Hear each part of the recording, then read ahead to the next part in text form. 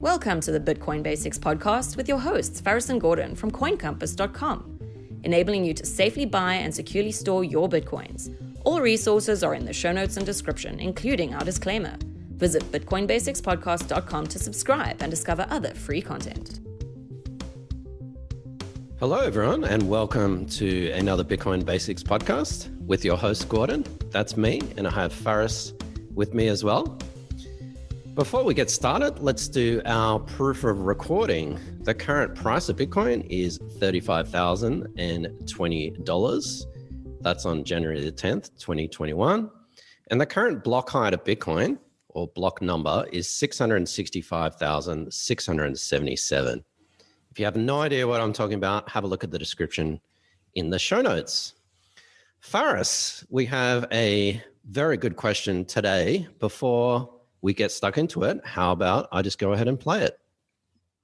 Yes, please. Sorry, I didn't introduce you at all. If people are logging in now, we've got, 100 podcasts behind us. People know who we are by this stage. If you don't, you're not missing too much. Hello, Coin Compass. My question is, when all the coins have been mined, who protects the network? Because my understanding is the miners, by providing the network security, they get rewarded the coins. So once they're gone, there's no incentive for them to stay on the network and protect it. Another great question, and that was from Lewis in the UK.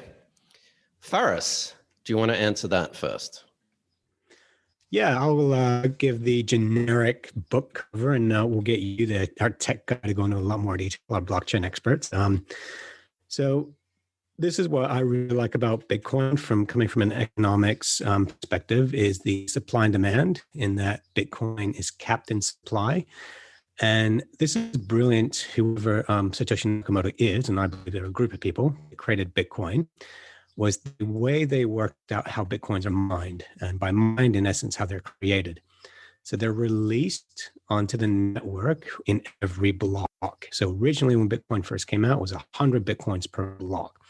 And if you heard at the very beginning, Gordon say we're at block, I forgot now, 660,000 or so. That's how many blocks? 65. Yep. 665,000 blocks have been mined in the past 11 years. So every couple of years, that block is halved. So with miners, every time that a block of transactions goes through, that's on average every 10 minutes, the miners receive Bitcoins for doing that. Early on, those Bitcoins, it was $100 100 Bitcoins every 10 minutes. Now we're only down to 6. Is that correct after the halving? So it actually started at 50 Bitcoins. It started 50 Bitcoins. Thanks, Gordon. It started 50, it halves every year, and now we've had the fourth halving, so we're down to 6. So it'll keep going and halving until essentially no more Bitcoins will ever be released, as in no brand new Bitcoins will be created. That's expected to be in the year 2140. So that's, as a miner, that is one incentive as to how you receive Bitcoins. The other incentive, though, is basically through fees. So if I were to send Lewis Bitcoins, if I want to send him 0.05 of a Bitcoin, there will be a fee involved. So if I'm going to send him $100 worth of Bitcoins, there will be a $2, $1 fee involved, and the miners get that fee. So it's the same thing with the banks. Banks charge you a fee just for using their services. Bitcoin miners work the exact same way. So when no new Bitcoins have been mined, to keep the network going, people will still be moving Bitcoins backwards and forth between each other. They'll use stuff to buy things.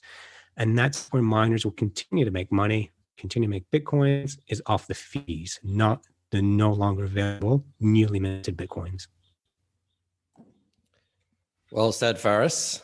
And Satoshi actually predicted this. So I'm going to quote from Satoshi's white paper: the inventor, whoever they, he, she, it were, said, once a predetermined number of coins have entered circulation, the incentive can transition entirely to transaction fees and be completely inflation free. So this was actually something that was expected, and this was something that's planned. As Faris said, currently 6.25 Bitcoins are the block reward So the miner who solves that puzzle first, and in another 4 years, that will halve and halve again. So in another 4 or maybe 8 years, we're getting down to close to only one Bitcoin. So I think the best way of answering this, is this going to be a problem? And a lot of people are saying yes, in another 4 years, 8 years, 12 years, at the next 2-3 halving, it is going to be a problem. But if we have a look at some of the Bitcoin transaction fees, and I will link, it's a very long URL, so I'll link it in the description. And if you have a look, and it takes the average fee. So again, we're dealing with averages. As of January 10, so yesterday, the average Bitcoin transaction fee is close to $14 US.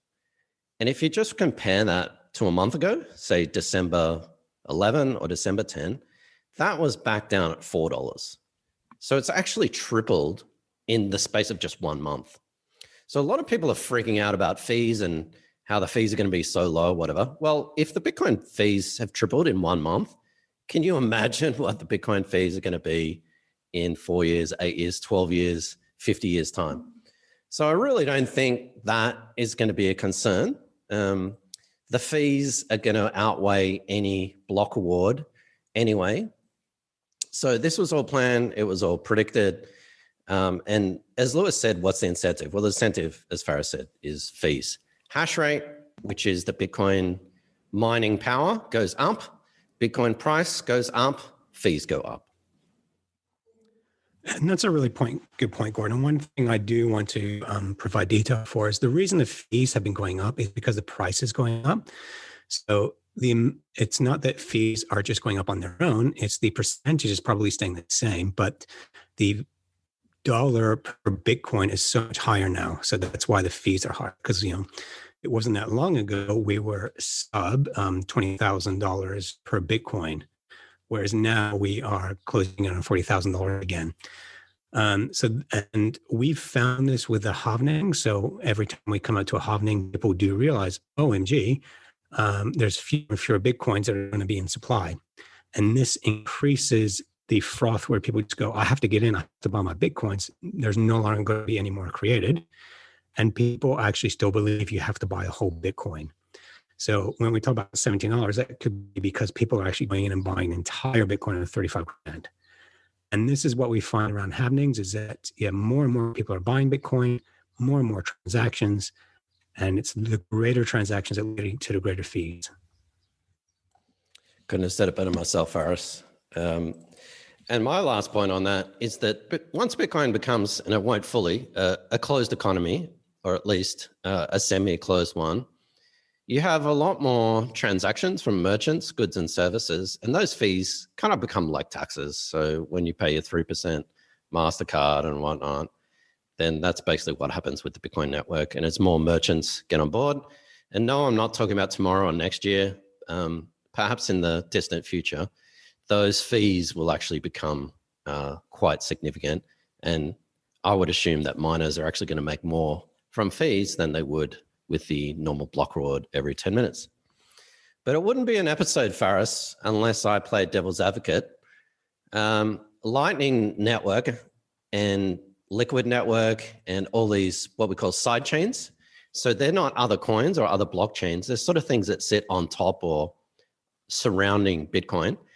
For example, the Lightning Network makes Bitcoin payments faster because you can use Lightning instead of using the 10-minute Bitcoin. That's actually, all those side chains are going to decrease the number of Bitcoin transactions. So let's say in 5 years' time or 10 years' time, once Lightning takes off or maybe other side chains and people start using Bitcoin for all kinds of other purposes, you're probably going to see a reduction in Bitcoin transactions. People start using Lightning instead of using on-chain Bitcoin transactions. How is that going to affect the fees? And I would assume less transactions, less fees. Yes. So Lightning Network is something that still isn't in the mainstream attention. And I mean, we've done a couple of podcasts about the Lightning Network. I don't think it will decrease fees because Lightning Network is going to be used for microtransactions. So right now we're talking about the value of one Bitcoin at $35,000. The Lightning Network was designed for cafes and bars. And when those channels are closed, you're talking about a $100 transaction. So those are transactions where they wouldn't have happened anyways. If you go into a cafe today, they don't have Lightning, you're going to use your fiat currency. But if they have Lightning, you go, okay, I'll just use a Lightning then. So I think that would be a separate economy, the Lightning Network. So if anything, that'll increase transactions, not decrease them. I disagree that there's going to be fewer on-chain transactions, but more off-chain transactions. Yeah, that's what I meant. But those off-chain transactions, when those channels are closed, become on-chain transactions. Yeah. So, for example, and we're getting way into the weeds here, but I'll keep it really simple.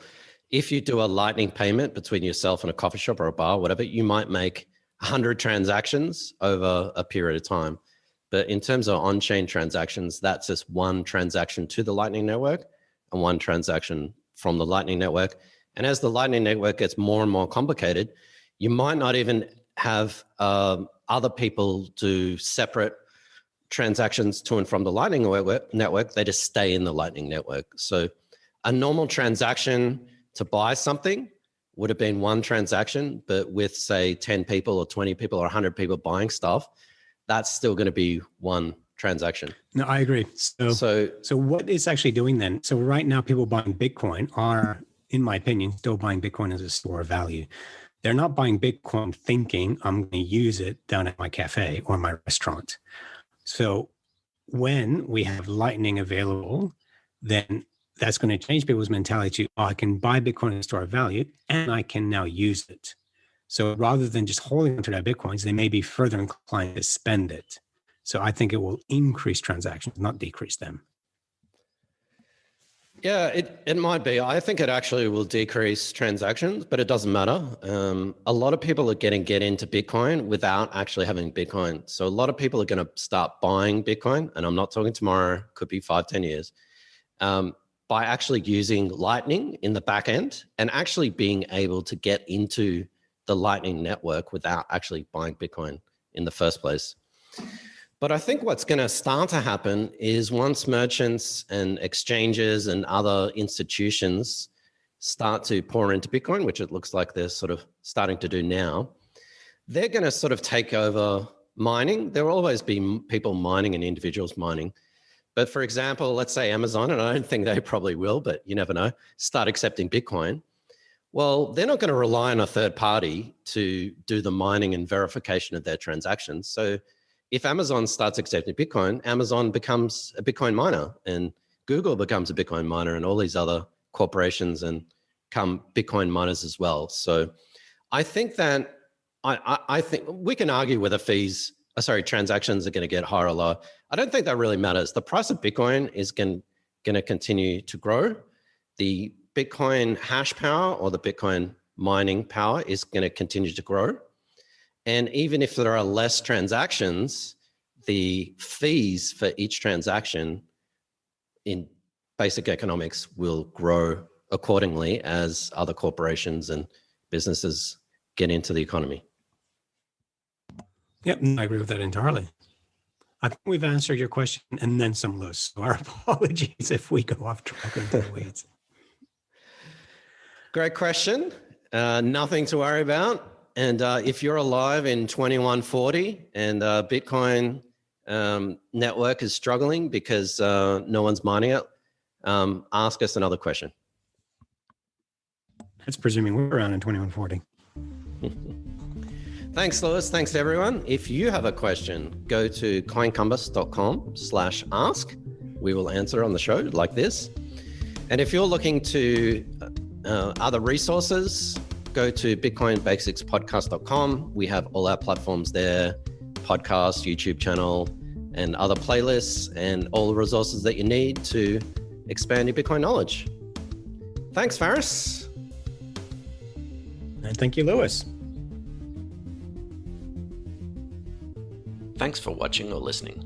please visit coincompass.com/free to register to our socials and discover other free content. Subscribing, liking, and following helps this content remain ad-free. Until next time.